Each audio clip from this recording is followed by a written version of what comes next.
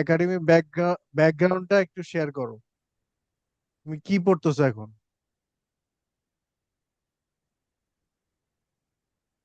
ও আচ্ছা, আমি এই যে একটা জব করতেছি আর হলো পিটি কোর্স করতেছি আর কি, প্র্যাকটিস পজিশনে আছে। আচ্ছা, জব কোথায় করতেছো? ঢাকায় না ঢাকার বাইরে? জি জি, ঢাকাতে। ঢাকা কোথায়? ঢাকা উত্তরাতে। ঢাকা উত্তরা। তোমার বাসা কি উত্তরা? উত্তরা থাকো? বাসা এয়ারপোর্ট। এয়ারপোর্ট। আচ্ছা, তোমার একাডেমিক ব্যাকগ্রাউন্ডটা কি? তুমি গ্রাজুয়েশন কমপ্লিট করছো? জি।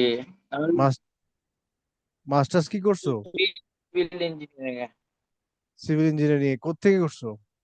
কোন ইউনিভার্সিটি? এশিয়া প্যাসিফিক থেকে। Asia Asia Pacific. প্যাসিফিক। ও আচ্ছা, ওই যে ফার্ম গেটে। জি জি, ফার্মগেট। আচ্ছা আচ্ছা, ওইখানে তো আমার সেন্টার ছিল। এখন মিরপুরে নিয়ে গেছি। ঠিক ওটার পাশের বিল্ডিং এ ছিল, আর এইচ হোম সেন্টারে ছিল।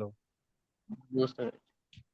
আচ্ছা, এখন পিটি কোথায় করতেছো কোর্স? পিটি করতেছি যে AC language. S AC language. আচ্ছা, তো কি অবস্থা এখানে? ক্র্যাশ কোর্স করতেছো নাকি রেগুলার কোর্স করতেছো?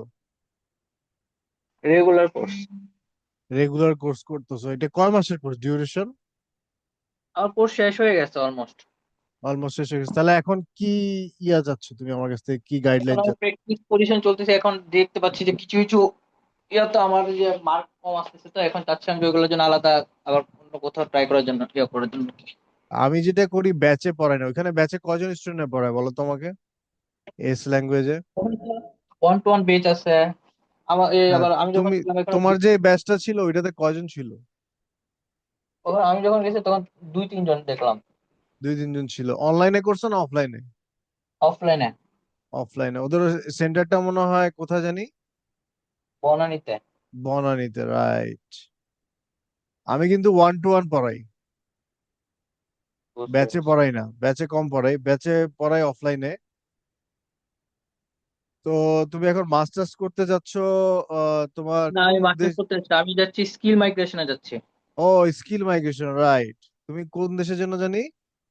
আমি যে অস্ট্রেলিয়াতে 491। 491 মানে? এই যে স্কিল মাইগ্রেশন ভিসার ক্যাটাগরি? করি। জি। আচ্ছা আচ্ছা, এখন তোমার স্কোর রিকোয়ারমেন্ট কত তুমি জানো? স্কিল হ্যাঁ মাইগ্রেশন আমি কত? জানি। কত আমি জানি লাগবে? সবই। আর পিটি স্কোর লাগবে 65। ওভারঅল 65 এবং নো লেস দেন কত কোনটাতে? আমার এই যে ওভারঅল 65। নো লেস দেনের কিছু রিকোয়ারমেন্ট নাই? ওভারঅল 65 হলে তোমার হচ্ছে। এখন তুমি কি কোনো আহ একাডেমিকটা লাগবে তোমার? PT academic, right? জি। আচ্ছা, কোডটা না। আচ্ছা, তাহলে তোমার আহ কোন সেশনে স্কিল মাইগ্রেশন করার ইন্টারেস্ট? কোন সেশন আমি আছে? না না, এখানে স্কিল মাইগ্রেশন কোনো সেশন নাই।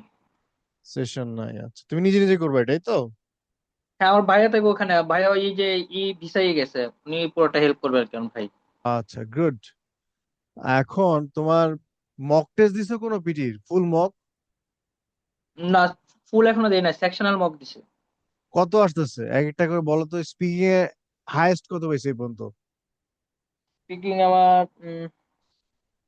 70। 70, গুড। রাইটিং এ? রাইটিং ভালো না, রাইটিং এ তো 54। 54। 50। তারপর রিডিং এ? রিডিং এও ভালো, মোটামুটি রিডিং এ এই যে 60, 58 এরকম আসে। 60, 58। আর লিসেনিং এ হাইয়েস্ট? লিসনিং এর 65, 70 আসে। 65। তার তোমার রাইটিংটা নিয়ে সমস্যা, এই তো? জি, রাইটিং তুমি আর কি reading দুটাতেই problem. Writing are reading, তুমি কি সবগুলি করবে কোর্স আমার কাছে মডিউল, নাকি শুধু রাইটিং আর রিডিং করবা? শুধু রাইটিং আর রিডিং করতে যাচ্ছে, আমি তো ওইগুলো মোটামুটি আমি পারি। আচ্ছা আচ্ছা, এখন তুমি কিভাবে ক্লাসটা করতে যাচ্ছ? তুমি তো জব করো, জব করলে ফুল টাইম জব করো না? জি। ফ্রি থাকো কয়টার দিকে? আমি মানে তোমার 6টার পর থেকে ফ্রি থাকি। 6টার পর থেকে ফ্রি থাকো, আর তোমার ডে অফ শুধু ফ্রাইডে নাকি? জি, ফ্রাইডে। আচ্ছা, তাহলে রাতে ক্লাস করতে হবে তোমাকে 7টা থেকে। সপ্তাহে 3 দিন করে করতে পারো। তোমার যেহেতু অলরেডি একবার প্রিপারেশন নেওয়া আছে, তাহলে তুমি এক মাসে একটা ক্র্যাশ কোর্স করতে পারো আমার কাছে। আমি এত সময় নিতে যাচ্ছি না, আমি তো চাচ্ছি আগামী মাসে লাস্টের দিকে পরীক্ষা দিয়ে দিতে, আমি চাচ্ছি এই মাসের ভিতরে শেষ করে ফেলতে। হ্যাঁ, এই মাসের ভিতরে শেষ করতে হলে তোমাকে টানা ক্লাস করতে হবে। তাহলে কি সেটা পারবা?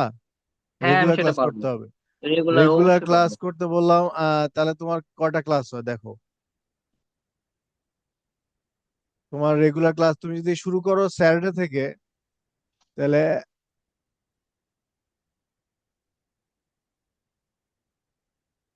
প্রায় 18টার মতো ক্লাস পাচ্ছ তুমি 30 দিনে। মানে 30 ডেট, 30 জুন পর্যন্ত 18টা ক্লাস করতে পারবো আমার কাছে রেগুলার। আমার তো এতগুলো টপিকও নাই, আমি যদি মনে করি যে শুধু রাইটিং আর রিডিং মডিউল দুইটা রাইটিং যদি আর পড়ি। রিডিং এর উপর তোমার 10টা ক্লাস লাগবে মিনিমাম। মিনিমাম 10টা ক্লাস লাগবে, এর নিচে হবে না, তুমি যদি স্কোরটা ইনশিওর করতে চাও। কারণ আমি বিশ্বাসী যে স্কোর ইনশিওর করার ক্ষেত্রে আমি মানে ওই 50-100 জনের ব্যাচ নিয়ে পড়াইও না, আমি 1-to-1 পড়াই। একটাই উদ্দেশ্য আমার, যে প্রতিটা স্টুডেন্ট যাতে 60+ স্কোর পায় এবং নো লেস দ্যান 50 পায়। এটা পাইলে তুমি অ্যাডমিশনের স্টুডেন্ট ভিসার ক্ষেত্রে 70-80% ইউনিভার্সিটিতে অ্যাডমিশন নিতে পারবা। আর তোমার স্কিল মাইগ্রেশনের ইয়াটাও পাশাপাশি কমপ্লিট হয়ে যাবে, ফুলফিল হয়ে যাবে। বুঝতে পারছি? Yes.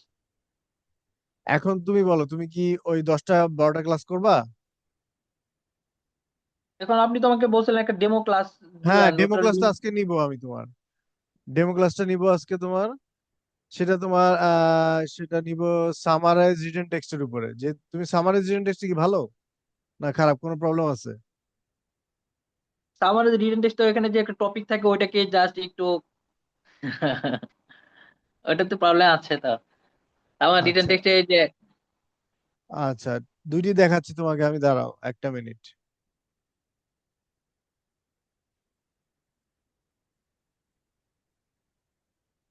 স্ক্রিনটা দেখতে পাচ্ছো? জি স্ক্রিন দেখতে পাচ্ছে।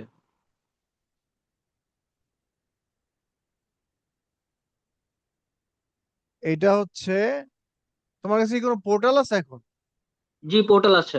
কোনটার আছে, আলফা? জি আলফা। আলফার এই পোর্টালটা আছে না, দেখতে পাচ্ছ না? জি জি জি। এখন এটার এক্সপায়ারি ডেট কবে? কয়দিন, কতদিন সময় আছে? আমারটা শেষ হলো আগামী মাসের 29 তারিখ। ও, তা তো অনেক সময় আছে তোমার। আচ্ছা, জি তাহলে আমরা এখান থেকে একটা করে দেখাই তোমাকে। এই দেখো, দেখতে পাচ্ছো? জি দেখতে পাচ্ছে। সামারাইজ টেক্সটে reading a 23% mark, writing A 28% mark. G summarise টেক্সটটা খুবই সোজা একটা জিনিস। এখানে 10 মিনিট আমি দেখাই তোমাকে। আমরা এখান থেকে লেভেল চুজ করতে পারি। ইজি একটা নিলাম আমি। জি। এটা কোনটা সবচেয়ে বেশি বার আসছে দেখি একটু। আমি সবসময় যে মিডিয়াম গুলো প্র্যাকটিস করি, কারণ কি রিড ইজি গুলো তো। আচ্ছা, মিডিয়াম একটা দিলাম তোমাকে, অসুবিধা নাই, মিডিয়াম একটা নিলাম। একটা নিলেই হইলো, সমস্যা নাই, এটা কোনো ব্যাপার না। জি এটা দেখো, এটা আসছে অরিজিন অফ স্পিসিস। তাহলে এখানে একটা আর্টিকেল দেওয়া আছে না? এটার জি জন্য তোমাকে 10 মিনিটের মতো টাইম দিবে। জি এখন তোমাকে লিখতে হবে একটা সেন্টেন্স। একটা সেন্টেন্স কিন্তু তোমার সিম্পল লিখলে হবে না, ভালো মার্ক আসবে না। তোমাকে যেটা করতে হবে, কমপ্লেক্স বা কম্পাউন্ডে লিখতে হবে। এইটা করলে তোমার ভালো মার্ক আর স্কোর আসবে। ঠিক আছে? জি। তুমি কমপ্লেক্স কম্পাউন্ডের স্ট্রাকচার জানো? মোটামুটি উম, আইডিয়া আছে? এটার একটু ব্রিফিং দিব তোমাকে। বলেন। আচ্ছা, একটা মিনিট ওয়েট করো তাহলে। আমি একটা আরেকটা স্ক্রিন শেয়ার করি তোমার সাথে।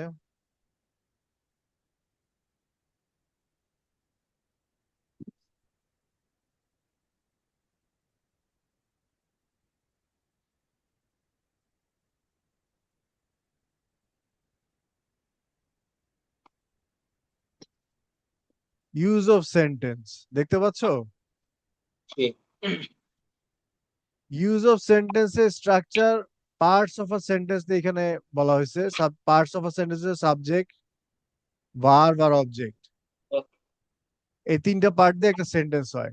Sentence structure helps express ideas clearly. এটা ক্লিয়ারলি আইডিয়াস গুলিকে হেল্প শো করে এবং shows your command of English grammar. এখানে আইএলটিএস এর জন্য করা হয়েছে এটা, কিন্তু অ্যাকচুয়ালি পিটির জন্য, সরি, পিটির জন্য সেম ইস্যু। ঠিক আছে, পরটাতে যাই। Simple sentence, subject plus verb plus object. এটা কিভাবে ওয়ান ইন্ডিপেন্ডেন্ট ক্লজ আর no dependent clause. For example many students prefer online classes. এখানে এটা পুরোটা একটা ইন্ডিপেন্ডেন্ট ক্লজ, এখানে কোনো ডিপেন্ডেন্ট ক্লজ নাই। The government increase the budget for education, এটাও একটা ইন্ডিপেন্ডেন্ট ক্লজ, কোনো ডিপেন্ডেন্ট ক্লজ নাই। এটা কেন ইউজ করা হয়? Use for clarity but don't over use it.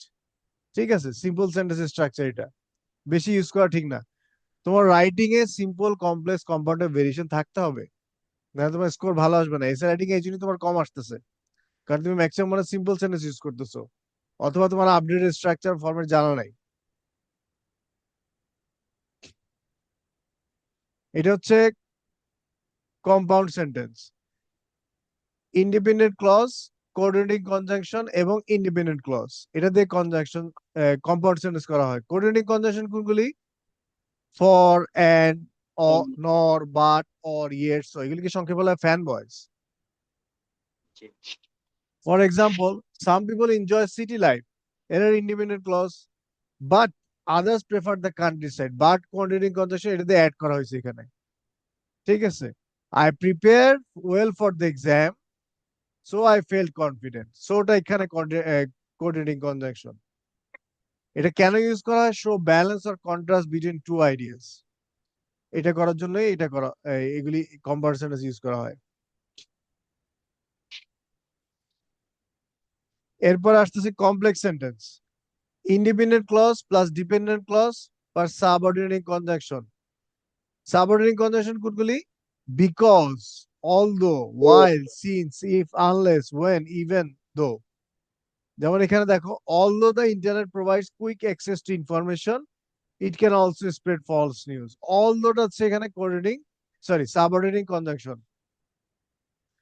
People are healthier now because medical care has improved, because টা এখানে হচ্ছে subordinating conjunction. essential for 70 plus score or 79 equivalent to that। ঠিক আছে, 65 মানে কিন্তু ইকুইভ্যালেন্ট টু আইএলটিএস এর 6.5 two 7, এটা তো জানো। জি জি। হ্যাঁ, তো সেটার জন্য তোমাকে সিম্পল, কমপ্লেক্স এবং কম্পাউন্ড সেন্টেন্স ইউজ করতে হবে। আরেকটা আছে কম্পাউন্ড কমপ্লেক্স, এটা একটু অ্যাডভান্স লেভেলের, এটা তোমার হায়ার স্কোরের জন্য 65 থেকে 70 তুমি যদি ইভেন অর হায়ার পেতে চাও। Structure at least two independent clause, one or more dependent clause. Example, although public transport is cheap, এটা একটা independent clause. Many people prefer private cars, and this and increases traffic congestion। ঠিক আছে, এখানে dependent clause কোনটা? এখানে হলো যে public transport বা although public transport is although, cheap, হ্যাঁ, এটা এটা এটা ডিপেন্ডেন্ট, হচ্ছে ডিপেন্ডেন্ট ক্লজ, আর বাকি দুইটা হচ্ছে independent clause. Independent right, many.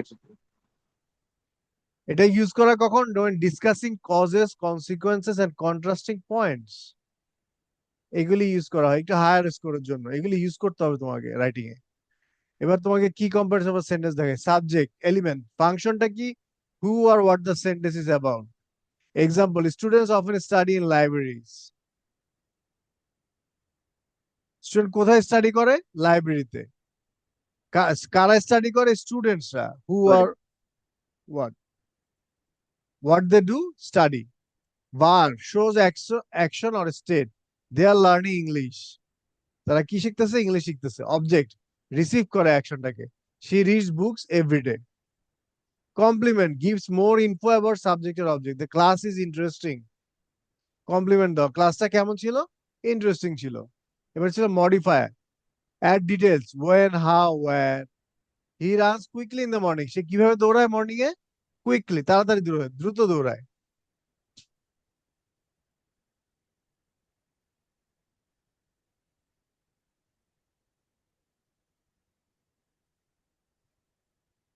আহা, আচ্ছা, রাইটিং আর স্পিকিং দুইটার ক্ষেত্রে এটাই ইম্পর্টেন্ট। মিক্স সেন্টেন্স টাইপ, এই যে সিম্পল, কমপ্লেক্স, কম্পাউন্ডার ভেরিয়েশন থাকতে হবে। Use relative clause, the man, relative clause use করতে পারো, the man who won the prize is my teacher. And complex করতে তোমার যদি প্রবলেম হয়, তাহলে WH ওয়ার্ড গুলো ইউজ করতে পারো, যেমন হু, ওয়্যার, হাউ, ওয়াই। ঠিক আছে, এগুলোতে খুব ইজিলি কমপ্লেক্স করা যায় এবং মার্কও আসে। কন্ডিশনাল সেন্টেন্স ইউজ করতে পারো, if people exercise regularly they would stay healthy. Avoid run on sentence, two ideas join without a conjunction, দুইটা আইডিয়া কনজাংশন ছাড়া ইউজ করা ঠিক হবে না। ইউজ প্যারালাল স্ট্রাকচার ইউজ করতে পারো, এগুলোতে মার্ক আসে। I enjoy reading, writing and drawing, এইগুলি ইউজ করলে তোমার মার্ক অটোমেটিকলি বেড়ে যাবে, দেখবা রাইটিং এ কম আসতেছে না, এগুলি জি। অটোমেটিক বেড়ে যাবে। আচ্ছা, এবার এই যে আসি এখানে যদি তোমার, আমি হ্যাঁ বলো। এখানে যদি আমি প্যারাফ্রেজ করে লিখি তাহলে তো জিনিসটা একটু হয় না, আর হলো কিছু কিছু জায়গায় যদি আমি শুধু চেঞ্জ মানে কোলোকেশন গুলা চেঞ্জ করে দেই তাহলে তো হ্যাঁ, হয়ে এসে যায়। রাইটিং এ, এসে রাইটিং এ এসে রেটিং প্লাস এটাতেও তো এই যে সামারাইজ সামারে রিটেন টেক্সটে, সামারাইজ রিটেন টেক্সটে তুমি জিস বা সামারিটা খুঁজে বের করবে এখান থেকে, পুরোটা পড়ার পরে তোমাকে জিস বা কিন্তু সামারিটা খুঁজে বের করতে হবে। আচ্ছা এটা যদি না করে যদি আমি মানে একটা পুরো একটা ইয়ারতে যে আমি প্রথম যে সেন্টেন্সটা থাকে না ওইটা থেকে যদি আমি নিয়ে পুরোটা নিয়ে এখান থেকে যদি আমি একটু অ্যাড করি সেটা বা একটা মানে অল্প। একটা ইয়া টাইপের মানে হ্যাক করার মতো অনেকটা, আর মানে শর্টকাট স্ট্র্যাটেজি। বাট আমি বলি তোমাকে, তুমি একটা জিনিস দেখো, এখানে কমিউনিটি স্কোর আছে না? জি, আমি ওটাতে গিয়ে চেক করে দেখি যে ওরা কি, ওরা তো হ্যাঁ, মোস্টলি তাই করে। কিন্তু স্যার এখানে একটা প্রবলেম হলো কি, ওরা আমি দেখি যে পুরো সেন্টেন্সটাই কপি করে দেয় কিন্তু ওই আলফাতে আবার এটাতে মার্কও দিয়ে দেয়। হ্যাঁ আলফাতে মার্ক দিবে, তোমার যদি সেন্টেন্স কনস্ট্রাকশন ঠিক থাকে মার্ক দিবে। ওরা ট্রাই এটা টু ওরা নিজের থেকে ওখান কিছু থেকে ফুল কপি করে ফেলে, ওরা কোনো শুধু আচ্ছা, এন আর শুধু ইয়েগুলা ইয়ে করে হ্যাঁ একটু paraphrase করে। সিনোনিম ইউজ করে ঘুরে দিতে হবে, প্যারাফ্রেজ করে দিতে হবে। একদম। চেষ্টা করবা জিসটা দেওয়ার জন্য, কিছুটা আইডিয়া দেওয়ার জন্য। নিজে এখানে বলছে কি দেখো, এইখানে বলছে এটা থেকে না আমি ইউর এটা থেকে কপি করে দেই, আমিও দেখি যে 98/90 পাই, কিন্তু ওই যে এটা তো এই যখন হিউম্যান চেক করবে তখন তো একদম জিরো দিয়ে দিবে, তাই না? ফুল হ্যাঁ যদি। সেটাই বলতেছি আমি তোমাকে, যে এখানে কি বলছে, ইউর রেসপন্স উইল জাজ on the quality of writing and how you will response presentation point in the passage. এখানে তোমার নিজের ওপিনিয়নটা দিতে বলছে, সামারিটা দিতে বলছে, এখানে তুমি সেটা দিতে পারবা, টোটাল সামারিটা এখান থেকে নিয়ে দিতে পারবা। একটা দেখি দাঁড়াও, এই দেখো জি। এখানে অনেক বড় করে দিছে এটা, হ্যাঁ। একটা সেন্টেন্সে অনেক বড় করে দিছে। ও তো ওয়ার্ড লিমিট বেশি দিছে, ও তো ওয়ার্ড লিমিট বেশি দিলেও তো জিরো পাবে, তাই না? ওয়ার্ড লিমিট তো ফিক্সড করা হ্যাঁ, 50 থেকে 70, সেক্ষেত্রে তুমি যেটা করতে 5 পারো, থেকে 70। একটা একটা ইয়াদি দিতে পারো, যেমন 75 পর্যন্ত দেওয়া যায় অবশ্য। হুম, যেমন এখান থেকে যে কোনো একটা কিছু নিয়ে চুজ করলা, হি কন্টিনিউয়াসলি জায়গায় ডারউইন দিলা, Darwin continuously accumulated huge data for presenting them to a small circle of scientist, therefore on the origin, এই যে পাংচুয়েশন মার্ক ইউজ করছে, এগুলো খুব ইম্পর্টেন্ট, কমপ্লেক্স করছে। Therefore on the origin of species remain one of the most important works in human history. ঠিক আছে, এভাবে করে দিতে হবে তোমাকে, এতটুকু দিলে তোমার স্কোর চলে আসবে। বুঝতে পারছি। জি স্যার। আচ্ছা, এই গেল ইয়া, সামারাইজেশন খুব একটা ডিফিকাল্ট কিছু না আসলে। এটাতে হয়তো বা কিছু মার্ক পাওয়া যায় কিন্তু এসে আমার রাইটিং এ না, সবচেয়ে বেশি এসে রাইটিং প্লাস হলো আমার আরো মার্ক কমে হলো আরেকটাই সামারাইজ স্পোকেন টেস্ট, ওইটা থেকে আমার মার্ক খুব কম সামারাইজ আসে। স্পোকেন টেস্টের মার্ক। ওটাতে আমার আচ্ছা মনে করেন যে 70-র উপর খুব আসেই না, 70-র উপর আমি পাই না, ওটাতে মোস্টলি 60, 65, 58, 55ও চলে আসে। আচ্ছা, তো আমার স্পোকেন সামারাইজ টেস্ট স্পোকেন আর থেকে মার্ক বেশি, এখানে হচ্ছে তোমার লিসেনিং এ 10%, রাইটিং এ 18%। কিন্তু স্যার আজ আমার প্রধান প্রবলেম হলো কি, আমি যখন একটা সেন্টেন্স মানে আমি যখন পুরো একটা শুনি স্ট্রাকচার তখন আমি সেন্টেন্স গুলা মানে মানে ক্যাচ করতে পারি, কিন্তু আমি সেন্টেন্স গুলা মার্ক করতে মানে লিখতে পারি না। যেমন না একটা না, সেন্টেন্স যে পুরো সেন্টেন্স ইন্ডিপেন্ডেন্ট, তুমি লিখবা না তো, পুরো সেন্টেন্স আমি লিখবা না না। ছোট করে তুমি কি, লিখতে পারি না, আমি আমি বলি মনে করি আমি যে বলি আমি বলি আমি বলি তোমাকে, ইন্ডিপেন্ডেন্স এ যেমন হ্যাঁ, আইএনজি লিখতে বোঝা যায় কিন্তু আমি বুঝি না না না পরে না আর না, তুমি শর্ট হ্যান্ডও লিখবা না, তুমি একটা শর্ট নোট লিখবা। তুমি পুরাটার জিস বা সামারির যে কটা শর্ট নোট তোমার রিকল করতে পারো সেই কটা তোমার নোটবুকে লিখবো, ওইখানে নোট খাতায় লিখবো, ওইখানে তোমাকে আলাদা রাফ করার জন্য পেজ দিবে। পেজ দিবে। আমি ওটা হ্যাঁ, করি কিন্তু আমি একটু পুরো সেন্টেন্স না লিখলে আমি আবার ইয়া করতে পারি না, ক্যাচ করতে পারি না, এই জন্য আমার প্রবলেম হয়ে যায়, দেখা যায় যে আমি না পুরো একটা সেন্টেন্সটা সেন্টেন্স তুমি, লিখতে গিয়ে। আমি শেষ করতে দাও আমাকে। তুমি করবা কি, শর্ট নোট লিখবা 4-5টা, তারপর তুমি যখন ডেলিভারিটা দিবা জি। নিজের মতো করে, তখন সেন্টেন্সের কনস্ট্রাকশনটা ঠিক থাকতে হবে, গ্রামাটিক্যাল ইরর থাকা চলবে না। এবার এটা তো একবার আমার প্রচুর ডেলিভারি, গ্রামাটিক্যালি এরর আসে এটাতে। হ্যাঁ এই জন্যই তোমাকে আমি গ্রামারটা দেখালাম, এবং তোমাকে ফাউন্ডেশন থেকে একটু প্রবলেম আছে তোমার, বুঝতে পারছো, টেন্স সেন্টেন্স এগুলো তোমাকে শেখাতে হবে। টেন্সের যে 12টা সাব ডিভিশন আছে এগুলি স্ট্রাকচার না, এটা জি। ফানি কিছু না, তুমি হয়তো গ্রাজুয়েশন কমপ্লিট করে ফেলছো মনে করতেছো অনেক কিছু হ্যাঁ, আমি তো পাস করছি, শিখে- অলমোস্ট 5 বছর হয়ে গেছে। 5 বছর হয়ে গেছে, এই যে প্র্যাকটিস নাই যে তোমার, ডিটাচ তুমি প্র্যাকটিস থেকে, এই কারণেই তোমার প্রবলেমটা হচ্ছে। তো তোমাকে এই ফাউন্ডেশনটা একটু ইমপ্রুভ করতে হবে, সেই জন্য তোমার একটু টাইম লাগবে। এই জন্য আমি বলছি 10টা ক্লাস এনাফ না, তুমি ভালো মতো প্রিপারেশন নাও, প্রিপারেশন নিয়ে তুমি এই পুরো মাসটা ক্লাস করে তারপর পরীক্ষাটা দেওয়া দাও, ইনশাল্লাহ তোমার স্কোর চলে আসবে। ডোন্ট ওয়ারি, ব্যাচে ক্লাস করলে এত তাড়াতাড়ি স্কোর আসবে না তোমার। আমি তোমার এক্সাম পর্যন্ত সাপোর্ট দিব, কোনো সমস্যা নেই। তুমি কি নেক্সট মান্থের ফার্স্ট উইকে পরীক্ষা দিতে যাচ্ছ? জি, আমি নেক্সট মান্থের লাস্টের দিকে 25 তারিখের পরে পরীক্ষা দিতে 25 তারিখের চাচ্ছিলাম। পর, তাহলে এনাফ টাইম আছে তোমার কাছে, তুমি কেন এত তাড়াহুড়া করতেছো? রেজিস্ট্রেশন করে ফেলাও 20 তারিখের পরে, একটা ডেট নিয়ে ডেফোডিলে করে ফেলাও, ওইখানে আমি চিফ ল্যাঙ্গুয়েজ ইনস্ট্রাক্টর ছিলাম 5 বছর, আমি স্যার ডেফোর ফিউচারে। দিলে তো ওই যে ওখানকার অনেক নয়েজ, একসাথে 10 জন পরীক্ষা দিতে হয়, অনেক কিন্তু ডেফোডিল ক্রাউডেড ইয়া থাকে। ভালো, এই রিভিউ ভালো। খবর- জি, তোমার অবশ্য এটা আমি তুমি জানি। তোমার বাসা তো এয়ারপোর্টের ওইখানে, তুমি তুপসুতো দিতে পারো, সমস্যা নাই। ওইখানে তো ওইখানকার সমস্যা হলো ইনস্ট্রুমেন্টের প্রবলেম। আমি ওই দিন মানে মানে ও, আমি নিজে গিয়েছিলাম আর কি দেখতে এক্সাম সেন্টারের পরিবেশটা কেমন। পরে আমি অনেকের সাথে কথা বলছি, বলতেছে যে ওখানকার ইনস্ট্রুমেন্ট তো খুবই খারাপ। আমি পরীক্ষা শুরু করছি, অনেকের পিসি বন্ধ হয়ে গেছে, একজনের, আরেকজনের হ্যাঁ, এই যে হেডফোনের এই ভলিউম বারবার ইয়া হয়ে যায়, আপ ডাউন ড্যাফোডিলে করে। এই প্রবলেমটা হয় না। জি। ঢাকা শহরে তিনটা না চারটা এক্সাম সেন্টার আছে, তার এখন মধ্যে আরেকটা ড্যাফোডিল নতুন সবচেয়ে হয়েছে বেস্ট। অনেক। আর একটা গুলশানে হয়েছে, হ্যাঁ। হয়তো স্যার ডেফোডিলেই দিতে হবে আর কি, কিছুই করার ড্যাফোডিলে নাই। দাও, ড্যাফোডিলের রিভিউ ভালো, রেজাল্ট জি। চলে আসে তাড়াতাড়ি এবং কোনো রকমের প্রবলেম হয় না, একটু নয়েজ হয় এই আর কি। হ্যাঁ, ওইভাবে প্রিপারেশন নিতে হবে যে নয়েজ হবে, হ্যাঁ, ওইটার মধ্যেই অ্যাডজাস্ট করে নজর নিতে হবে তোমাকে আর কি। একটু শাউট করে, মানে জোরে কথা বলতে হবে, লাউডলি কথা বলতে হবে। হুম। তাহলে তুমি যেটা করবা, জি স্যার। পুরা মাসের প্রিপারেশনটা নাও। জি স্যার, তাহলে তো আমি প্রতিদিন